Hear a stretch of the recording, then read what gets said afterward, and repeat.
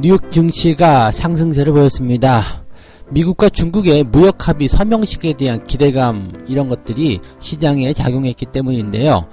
자, 무역 합의를 두고서 미국은 중국을 환율 조작국에서 해제하는 그런 모습도 보여줬습니다. 그렇지만 중국에서는 무역 합의가 완전히 끝난 것은 아니다, 뭐 이런 식의 이야기도 나오고 있는데요.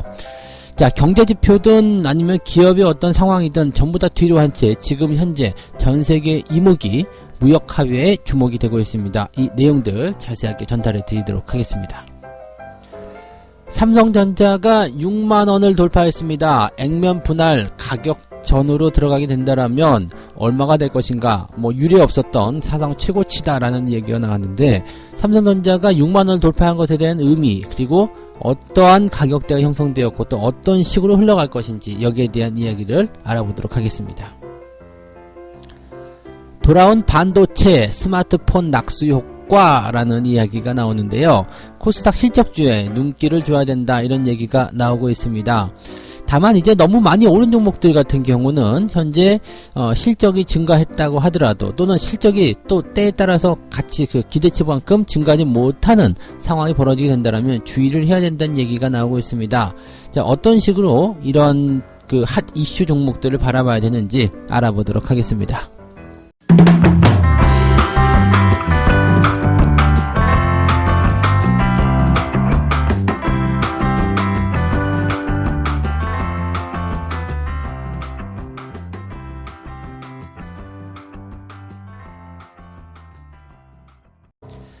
네, 반갑습니다. 오늘은 1월 14일입니다. 일단 15일날 합의가 이루어진다라고 되어 있기 때문에 이번 주는 평탄한 그런 상황이지 않겠나 생각합니다. 전체적으로 이제 그 중동 악재가 많이 사그라드는 상태죠.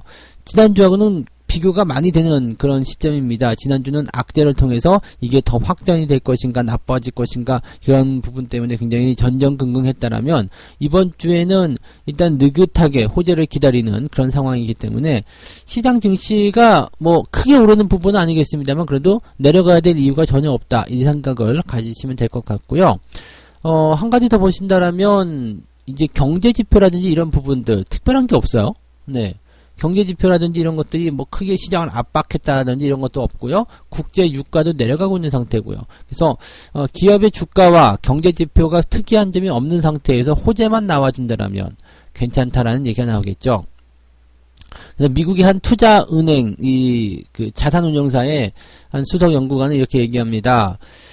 미국과 중국 또는 미국과 이란 이런 긴장감들이 완화가 되면서 나쁜 일들이 없을 때 증시는 꽤 강한 성과를 내게 될 것이다, 이런 식의 이야기를 하고 있는데, 일단 무소식이 희소식이다, 우리도 속담에 이런 게 있지 않습니까? 그래서 이제 좋은 이야기가 나오고 있는 상태라면, 또 악재가 없는 상태라면 증시는 우리가 생각했던 것보다 훨씬 더 좋은 방향성을 보이게 될 것이다, 이렇게 말씀드릴 수 있는 거죠. 자, 무역 합의를 둘러싸고 이제 두 가지 이슈가 나와 있습니다. 이것을 설명을 드릴게요. 첫 번째는 이제 미국이 무역 합의 서명 전에 중국을 환율 조작국에서 해제하겠다, 이런 얘기가 나왔습니다.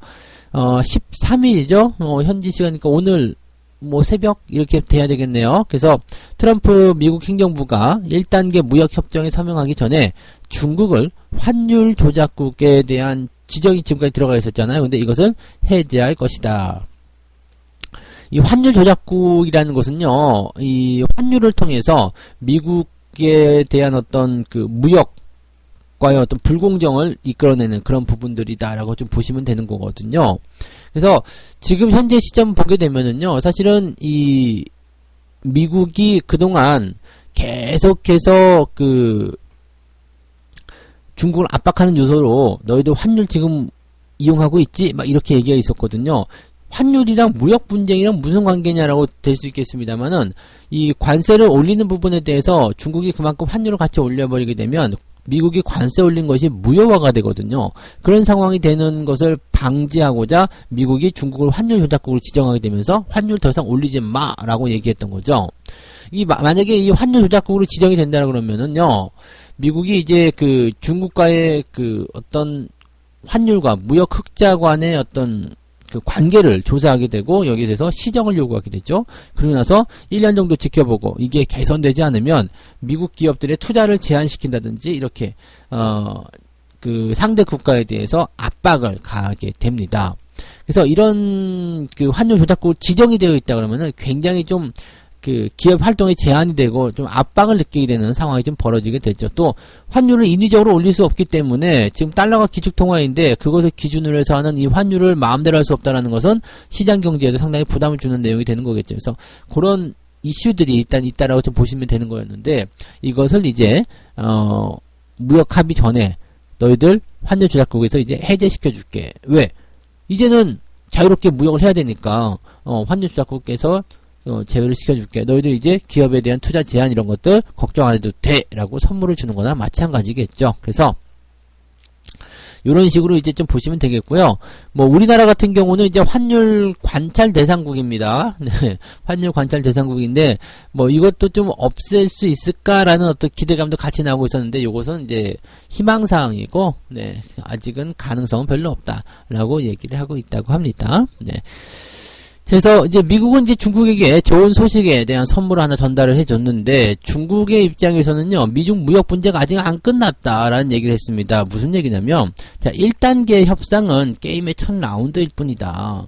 그러니까 1단계에 많은 것들이 포함되어 있지만 실질적으로 이제 그 다루는 것들은 2단계에 중요한 게 들어가 있다. 1단계에는 지금 우리가 뭐 9가지 이상의 종목 그 조항들이 포함되어 있다고 들어있지만은 실제적으로 그것들이 항목만 들어가 있죠. 구체적인 사항들은 거의 한 2단계에 들어간다 보시면 되거든요. 그래서 1단계는 그럼 뭐냐?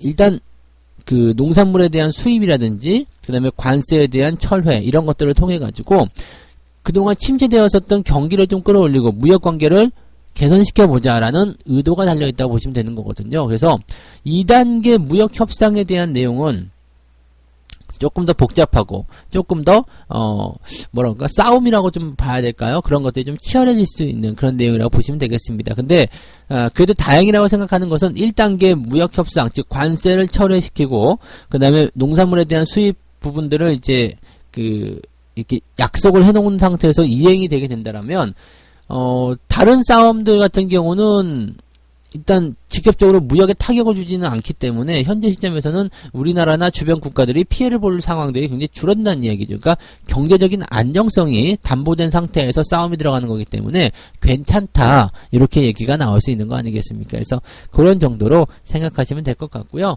어쨌든 1단계 무역 합의만 일단 되고 난다라면 시장은 훨씬 더 부드러워질 것이다 라고 보시면 될 것 같습니다. 자, 시장은 일단 나쁜 소식은 없었겠네요. 그래서 이제 두 번째 소식으로 넘어가도록 하겠습니다. 삼성전자 이야기 가봐야 되겠죠. 삼성전자가 6만원 액면 분할 전 가격으로 환산하면 얼마냐. 삼성전자 이제 6만원을 돌파했습니다. 그래서 이 액면 분할이 50대 1이죠. 50대 1이었기 때문에 이제 6만원이면 간단하게 하시면 됩니다. 6 곱하기 50 그러면 6, 5, 30 300만원이라는 얘기입니다. 300만원. 삼성전자의 주가가 300만원을 찍었다라고 보시면 되는 거고요. 상당히 강한 수익이 그 성장성이 나타났습니다. 삼성전자가 지금 종가 기준으로 6만원이기 때문에 지금 삼성전자에 투자하신 분들 중에서 물린 분은 아무도 없다라고 보시면 될 것 같습니다. 물린 사람 아무도 없다. 네. 삼성전자의 어떤 방향성에 대해서 이야기들을 하시는 분들이 굉장히 많던데요. 요거를 조금 이제 우리가 지난 그 시황이라든지 그 다음에 종목 진단 이런 것들을 히스토리 한번 말씀을 드려볼게요.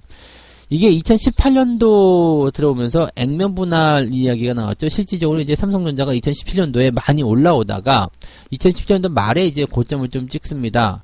왜냐하면 이제 외국인들의 어떤 투자가 2017년도에 성과를 많이 냈었거든요. 반도체 슈퍼 사이클이니 기타 등등 해가지고 들어오다가 이제 외국인들 매도가 나오기 시작하면서 주가가 꺾이기 시작했죠. 그래서 2018년도에는 주가가 하향세를 보이게 되면서 계속적으로 이제 끌려서 내려오는 모습이 좀 보여졌습니다. 그래서 저희도 뭐 시황이라든지 그 다음에 종목 진단을 통해서 2018년도 한 해 동안은 계속 삼성전자에 대한 매도 사인을 보내드렸을 거예요. 근데 2018년도 연말, 2019년도 연초 시점부터는 이 삼성전자가 저점을 잡기 시작합니다.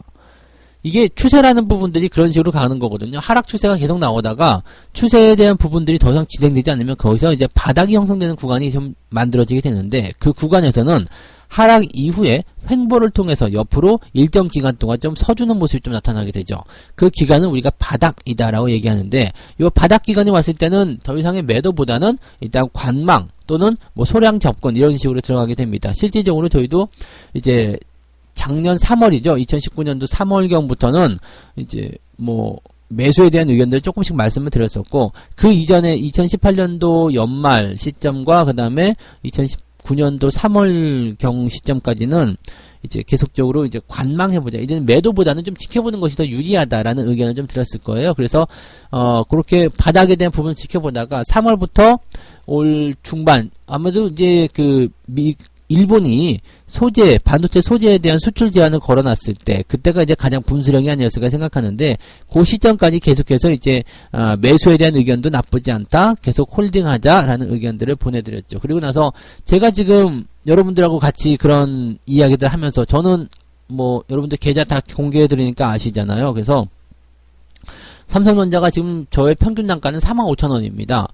뭐 더 낮은 가격대 42,000원대 3,000원대부터 매수를 하긴 했습니다만, 분할로 계속 조금씩 사다 보니까 최근에 매수한 것까지 같이 합쳤을 때 45,000원의 평균 단가가 나오더라고요.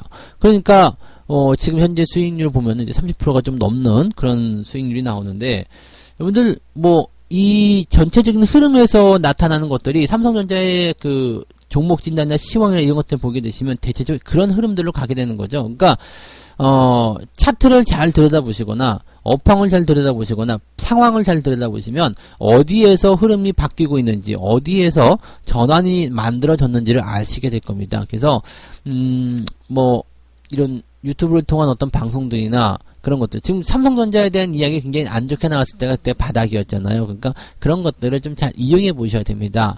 삼성전자는 지금 6만원 돌파, 하이닉스는 10만원 돌파. 삼성전자와 하이닉스가 잘 올라가는 배경에는 증시를 끌어올려야 되겠다라는 시총 1등, 2등의 숙명적인 어떤 임무 같은 것들이 좀 들어가 있을 수도 있겠죠. 그런 부분도 참고하셔야 되는 거고요.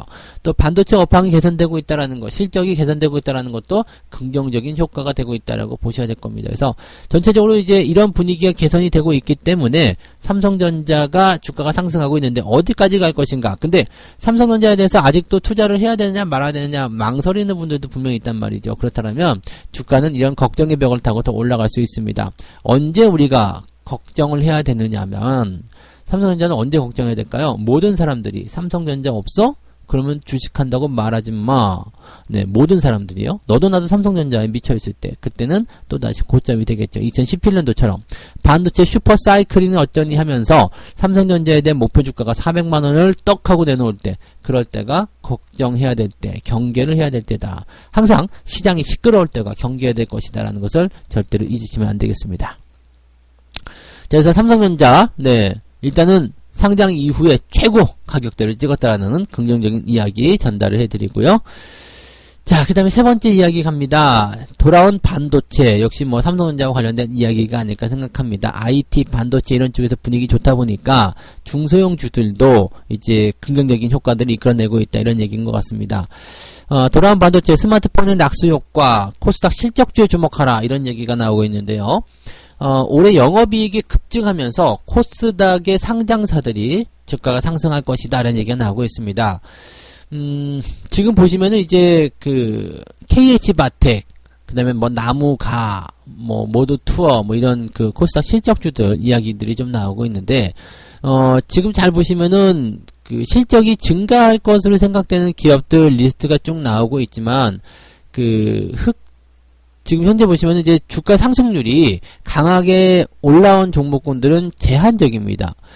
자, 지금 보시면은 2019년에서 20년도까지 성장할 수 있는 탑 10의 기업들, 10개의 종목들 좀 봤을 때, 모두투어가 하나 포함이 되어 있고요. 그 다음에 셀트리온 헬스케어가 포함되어 있고요. 그 외에는 다 휴대폰 부품이나 통신 장비, 반도체 장비 업체입니다. 근데 이 기업들의 주가 상승률을 보게 되면은요, 셀트리온 헬스케어는 마이너스 26%고요. 모두투어는 마이너스 23%입니다. 나머지는 전부 다 플러스고요. 통신 장비나 반도체 장비, 부품 이런 쪽은 100% 넘는 기업들 굉장히 많네요. KH바텍, 나무가 또는 테스, 원익 IPS 그리고 HFR이라는 기업까지도 전부 다 100% 넘는 상승률을 기록해놨습니다. 뭐 아무래도 이제 그 5G에 대한 어떤 이야기들이 계속 있었을 거라 생각하기도 하고요. 그 다음에 스마트폰, IT, 그 다음에 반도체 등등에 대한 이야기, 또 일본의 어떤 그런 수출 규제에 따른 장비 관련한 기업들, 이런 것들이 전체적으로 좀 영향을 주지 않았을까라고 생각을 해볼 수 있는 부분입니다. 그래서 이런 기업들은 이제 긍정적으로 업황이 좋아졌기 때문에 판단해보는 그런 기대감들을 가질 수 있겠는데, 여기서 이제 그 주의해야 될 사항을 한 가지 이야기합니다. 이 대신증권 연구원 한 분이 이제 이런 얘기를 합니다. 주가의 적정가치 평가 기준이 여러 가지이고 명확하게 공표된 지표도 많지 않다. 그래서 투자자들은 직접 주식의 고평가나 저평가 여부를 판단하기가 쉽지 않다. 당연한 얘기죠. 이게 정말 중요한 거거든요. 어떤 사람들은 이제 펄을 가지고 저평가를 보기도 하고요. 어떤 사람들은 PBR을 가지고 저평가를 보기도 하는데 이 기준이 다 다르다 보니까 이것이 명확하지가 않다는 얘기가 됩니다. 그래서 이 사람은 이렇게 얘기합니다. 회사의 실적 전망이 6개월 전과 3개월 전 그리고 현재 어떻게 변화하고 있는지, 즉 6개월 전에는 증가율이 100%였는데 이번에는 50%로 떨어졌다라든지 뭐 이런 것들, 이 증가의 변화율을 좀 봐야 되는 거고요. 그 다음에 그런 방향, 그 실적의 전망치가 그대로인데 주가만 올라간다라면 투자에 주의해야 된다. 즉 반대로 실적의 전망치가 그대로인데 주가가 내려가 있다라면 오히려 이것은 저평가다라고 봐야 되는 것이다. 즉 증권사는 일단은 실적에 대한 부분들을 가장 먼저 크게 보기 때문에 이런 식으로 이야기했지 않겠나라고 생각합니다. 증권사가 펄을 계산하는 것도 예상 실적을 가지고서 이 예상 펄을 계산한 다음에 주가의 향후 예상치를 끄집어내는 모습이거든요. 그러니까 그런 정도를 생각해 보신다라면 이 실적, 주가 기업의 가치는 기업의 실적에 반영된다, 수렴한다라고 되어 있기 때문에 그런 내용들이지 않겠나 생각해 봅니다. 그래서 회사의 실적 전망들을 잘 체크해 보시는 것, 그것도 좀 중요하지 않게 생각되고요. 회사의 실적 전망은요, 알려주는 곳이 없다 그러면 회사에 직접 전화를 걸어보시면 됩니다. 주식 담당자 바꿔달라 해가지고요. 너희들 회사 실적 전망 어떻게 되냐? 좋냐 나쁘냐? 일단 좀 알려달라. 내가 지금 투자하는 주주다 또는 투자할 사람이다 라고 얘기하면 다 알려주게 되어 있습니다. 안 알려준다 그러면 그것은 또 안 되는 거예요. 그래서 모른다고 할 수는 있겠습니다만 모른다고 하면은 거의 대체적으로 좋아진다고 보시면 됩니다. 그래서 네, 주담하고 통화하시는 것도 괜찮은 방법이다라고 이야기를 해드릴 수 있겠네요. 네. 자, 이렇게 해서 오늘 세 가지 이야기 말씀을 드렸습니다. 뉴욕 증시가 긍정적인 소식, 무역 합의 낙관론에 대한 기대감으로 상승했다는 이야기고요. 삼성전자가 6만원대 돌파를 하게 되면서 이제 액면 분할 전후로 환산하면 300만원이다. 그래서 긍정적인 효과가 만들어졌다라는 이야기. 반도체, 스마트폰의 낙수 효과를 통해서 코스닥 실적주들이 강세를 보이고 있는데 어떤 종목들은 조심해야 되는지, 어떤 종목들은 관심을 가져야 되는지에 대해서 이야기를 좀 해봤습니다. 자, 책 한 꼭지 읽고 마무리하도록 하겠습니다. 쌀 때는 누구나 알고 있다. 폭락 시세에서 사면 되는 것이다. 비쌀 때는 언제일까? 애초에 싸게 사두면 나중에 조금만 주가가 회복해도 언제 팔거나 비싼 때 파는 셈이 된다. 이게 뭐냐면 우리가 늘 많이 이야기 듣던 이익을 깔아놓는다라는 얘기가 됩니다. 바닥이라는 그 무서운 시점, 저점권, 이 더러운 자리에서 매수를 해놓고 주가가 슬금슬금 이렇게 올라가고 나면 결국에는 그 바닥에 깔아놨던 것들이 이익이 되는 것이고요. 나중에 주가가 위쪽에서 변동성을 보이더라도 나는 수익을 보고 있기 때문에 그런 흔들림에 영향을 받지 않는다는 얘기가 되는 겁니다. 그래서 싸다라는 것은 폭락 때, 증시가 안 좋을 때, 모두가 부정적일 때 매수하는 것이 맞는 것이다. 그리고 주가가 상승해서 저 높은 곳까지 올라가게 됐을 경우에라도 내가 이익을 깔아놨다라면, 또 주가가 많이 오르지 않더라도 내가 저점에서만 매수했다라면 그 어느 때든 간에 나는 비쌀 때 팔게 되는 것이다 라고 보시면 되는 것 같네요. 네.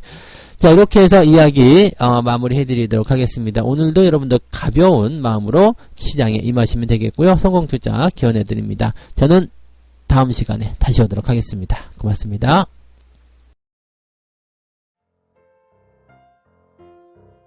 본 방송에서 제공되는 모든 정보는 투자 판단의 참고 자료이며 투자의 최종 책임은 본 방송을 이용하는 본인에게 있습니다.